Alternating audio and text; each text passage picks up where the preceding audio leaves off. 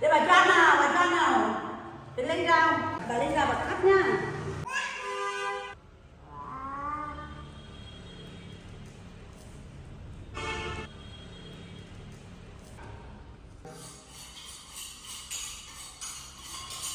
Nào nào đây nào, cho bạn nào nào.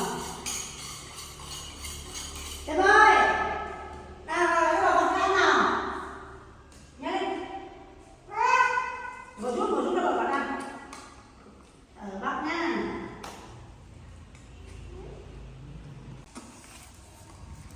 Rồi nào kéo nào.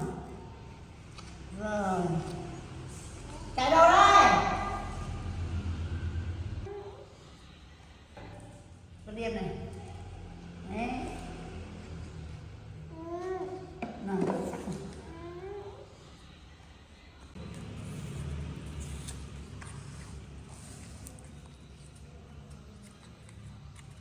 Để cái hộp lại đây này.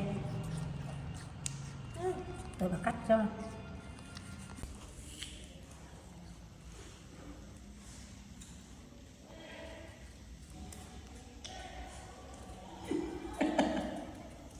Đùa.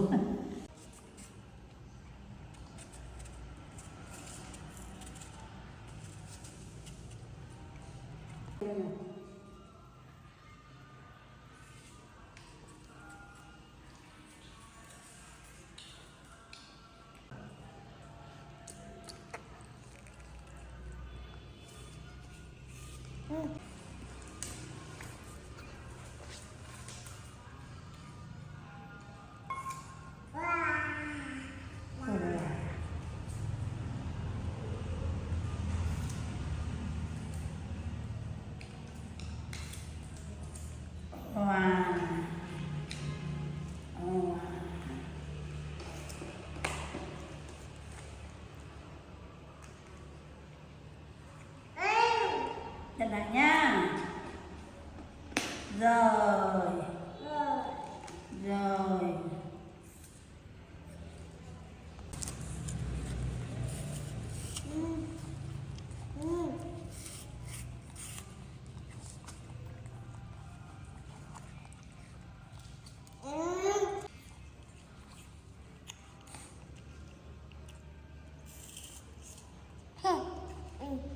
Tôi thấy chừng một. Thấy chừng một đi.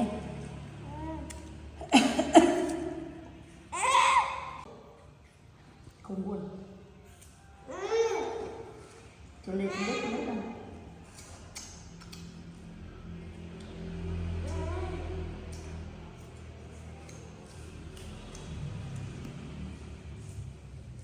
Nó ăn nhá đây cái bàn nó, nhá đây nào.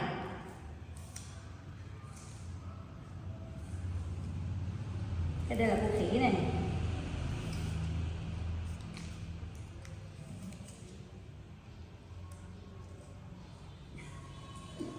Được tiếng căn. Phải lại đi.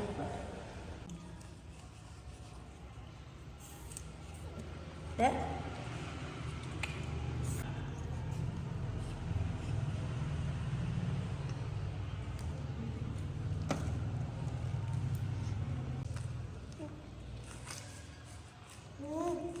Đây mà.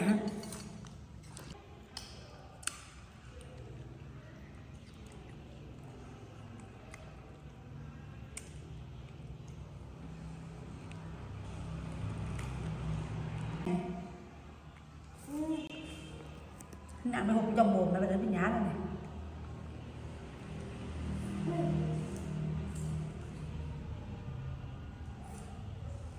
Đây mà, đây mà.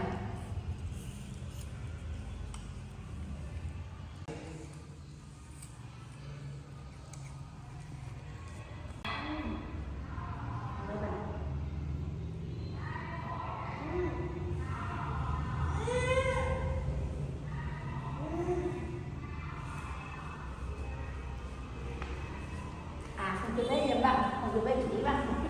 Chặt. Bà cắt miếng nào. Bán miếng không? Tôi bán thương cái này. Bán biết là bà bé đi. Bà cắt miếng không? Lên, đi không? Thơm mà vậy. Thơm mà ngoại cái nào? À bà đổ hết nào. Bà đổ. Thơm không? Tôi làm phụ nhưng mà tôi sạch.